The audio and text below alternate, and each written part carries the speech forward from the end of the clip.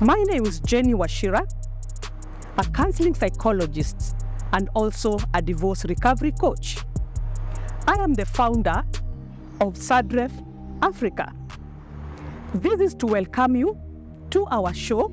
This is my story, whereby we get to share real and candid conversations about our lives experience. You will get to hear amazing stories from people who have gone through divorce. Remember, don't allow your past experience to define your present and your future. Broken crayons, still color. We are back. Yeah, we can hear from Ernest any of the craziest thing that you've ever done in your journey of healing. For me, there's so many things that come out. There was, especially now in my career, I need to really focus on what I'm doing. I'm in sales. So, and at the end of the day, the company looks forward to making money, and the money comes from the sales volumes. So I found myself at some stage not really focusing on getting the numbers running. And there are times that I would actually commit and not even make an effort. So at some point, I reached a point where we were not really working well with my bosses at work. Slowly, I got myself really focusing on what time are we going to close so that I can take that drink of mine. So I got into some alcohol abuse for some time, reaching to a point where I don't really feel like waking up, going to work or doing stuff. And that's the point where it really made me feel that I need to look for a solution, because then I was about to lose my job, and I eventually did. And then it also reached a point where now, without the job, that's the point where I even didn't want to talk to anybody. I felt like everybody was against me. People would even look for me and ask me how I'm doing. Somebody calls, I don't pick, they send a text, I don't reply. So that's the lowest that it got. And that's the point where I think I just woke up, as I said, and went to church. So for me, there was the abuse, there was the I don't care attitude, where I completely didn't care about anything in life. Okay. You see, Ernest had a coping mechanism that he got, but at least we're happy finally he got himself to church, you know? Yeah. What about you, Leah? Yeah, I was telling Tony I attempted clubbing.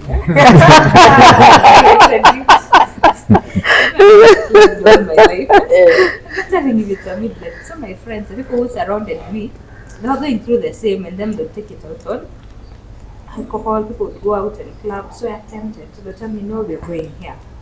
So I don't drink. So it'd be on water and soda and tea. The time I attempted to drink, it was so disgusting I couldn't stand it. I remember when my first time would put sugar in wine. But yeah, I got to a place I would take sweet wine. But I hated the noise. I would feel people in my space. So I retreated back to my house. So I needed to get to a place whereby I'm comfortable. You know, for me, because I have young kids and I work, at least I thank God my former employer allowed me to work from home. So sometimes between work and children, you feel like you need an outlet. So you're going through this and you have your kids, they're all over there making noise. Then now you work and you feel at the end of the day, I just need to go to a field and scream. There's too much pressure around me. So I started making peace with dining alone. So take myself out on dates. Like I'd go, there's a place, a carnival joint near Tattoo City. I order a full course meal and feel nice about it. Watch people dance. They have a one-man guitar show on Fridays. I never used to miss it. And I would sit alone.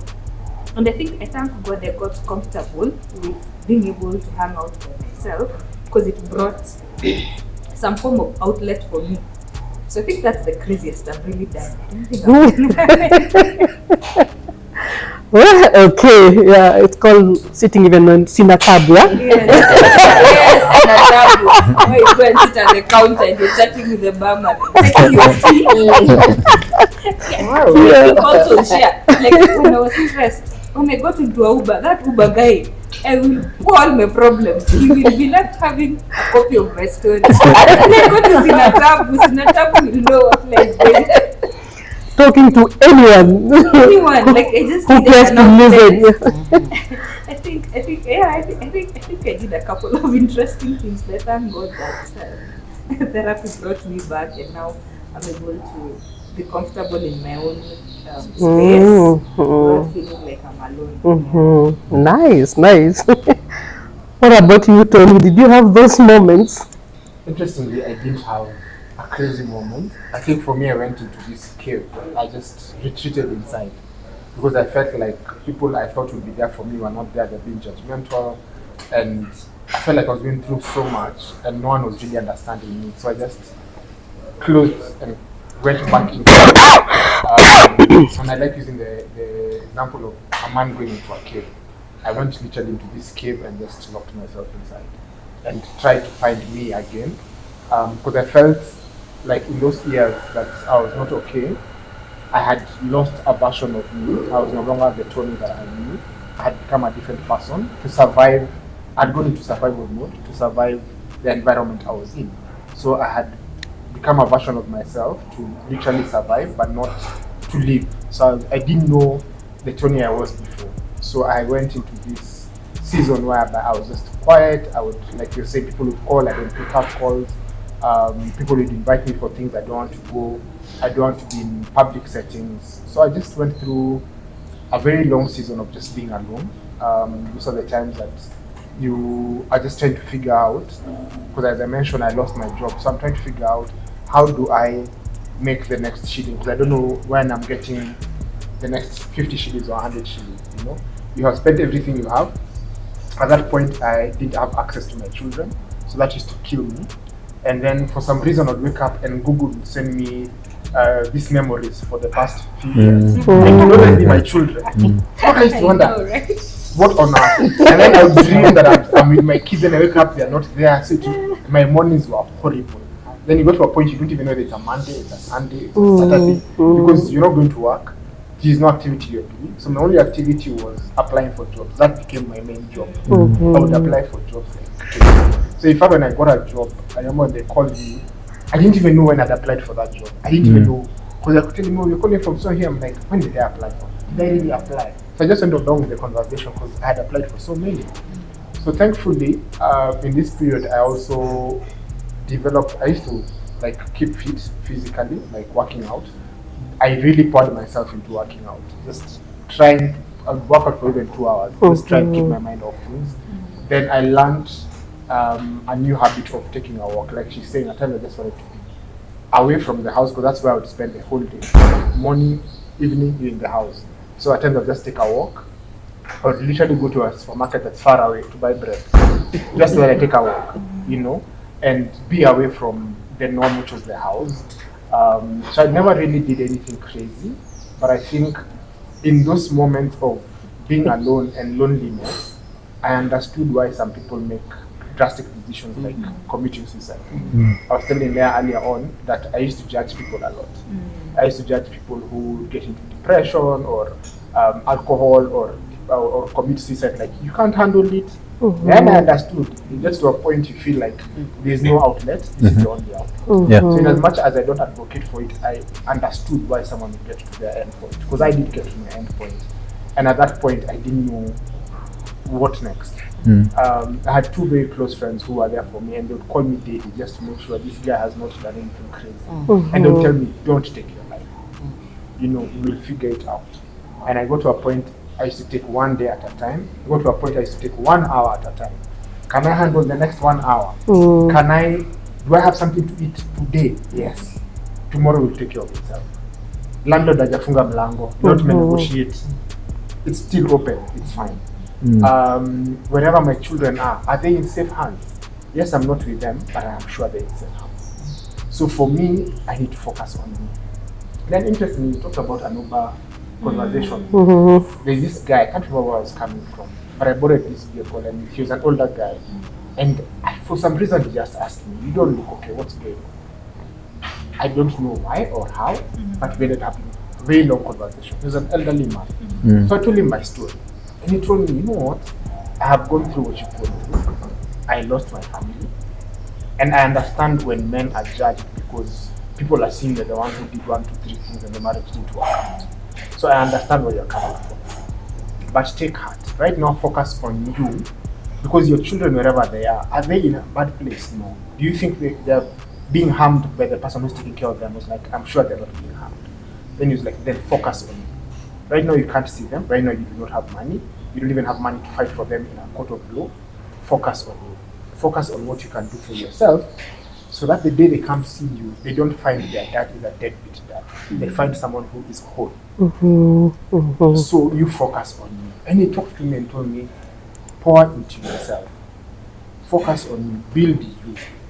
If it's a relationship with God, if it's like you're saying, you work out, if it's you sleeping more hours than you need to, and then you just wake up feeling refreshed, tomorrow will take care of itself. If you can just go through today, you will be fine. He told me I was there myself. I got into drugs and alcohol and all those. None of them helped me. I'm glad you not get on there. That part of getting to a point you wonder what happens to tomorrow.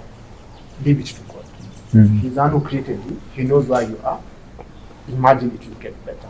That man, when he talked to me, it felt like someone had seen me for me, because he had gone through it. He was a fellow man and he was an older man, telling me I have been there and I'm where I am today. It gets better. So hearing it from someone who's gone through it and telling me it gets better really helped me, and it helped me to resolve inside that I will get better and I'll do whatever it takes to get better. So for me, I didn't do anything crazy, but I understood people who do crazy. So can I bring in a different angle? It might not be something crazy, because for me, I found myself, for me, prayer became therapy. I started waking up at midnight to pray, and I would pray for everything, for curtains. And I was telling someone, there's a time I cried because of curtains. I didn't have curtains, I couldn't be let to have curtains, and I didn't have money for curtains. I woke up to cry about curtains, and by morning, someone on Facebook was disposing their curtains. I drove to South Sea and came back with curtains, double for the entire house. So like for me, I think I felt that being able to pour into God, like I would wake up when I have insomnia, I would sit down and look at the promises. I would recite them like my life depends on it. I am the head, I am not the tail. I will not fail. You have said this. Putting God to task. And it really helped me get my healing. So even when I would look at my kids, I would not feel fear. I would feel that God has their back. And I would tell them, you need to remember that above all, when God created you, He had a good plan for you. It wasn't an oops, kamezaliwa. No, it was actually a plan. So I think for me, it's like the flip side of a crazy thing, being able to wake up and pour into God. I think it's because I felt that, when you feel like you're in a corner, the only person you think who can understand you is God. So you start crying, praying, and telling Him, you have told us this in your word, is it true? It really helped me and get to a Wow. Yeah, ways of dealing with the situation at that particular time, which you find they are quite different. And I remember my time, one thing that I can say that I did, that sometimes I look back and like, oh, how did I get there? One thing, I think I harbored a lot of pain and bitterness, and I didn't know how to have a proper outlet for that. And for me, it came out, I became so aggressive, from a point that I wasn't, I just became aggressive. And I think that's how it was a scream for help. Yeah, it was a cry for help. And that is how it came out, that I became aggressive to a point I could easily assault or insult, to a point even I became physical. And sometimes I make fun that I got to a point even, I have files in several police stations where I assaulted or That's crazy. Definition of crazy. I look a lot, and by that time when I wanted can you imagine the pain can make you have a lot of, they call it bold and I don't care attitude, but I was there and I was ready to face it. Yes, I did this, I did that, and I could easily, go out, like a assault, because of the pain. I didn't know how to express myself. I didn't know how to seek or ask for help. So for me, I think that was one of the craziest things, to a point even when I sat back and then I just started crying about it, because it was not a good thing that I have done, and just getting to a point of learning how do I handle this in a better way. And I remember my first time to visit a therapist, and it was due to a friend who knew me, and they saw that I was not okay, and I was like, I would want to refer you, and even to a point where you will not pay for it, but I want just go to this place and get help. But I remember for me, and I would also want I think it's a way even helping for anyone who is out there, and sometimes you get to even doubt, whether the therapy will help you. Me, initially, I thought, okay, I had one agenda: bring my marriage back, bring my husband back. That was all. So when I went to the therapist and they were talking other things that was not what I wanted to hear, I didn't want to go back, because I was like, you're telling me other things. For me, and by the way, I want you to tell me, how will I have my marriage back? That's all, period. That's what I want to hear.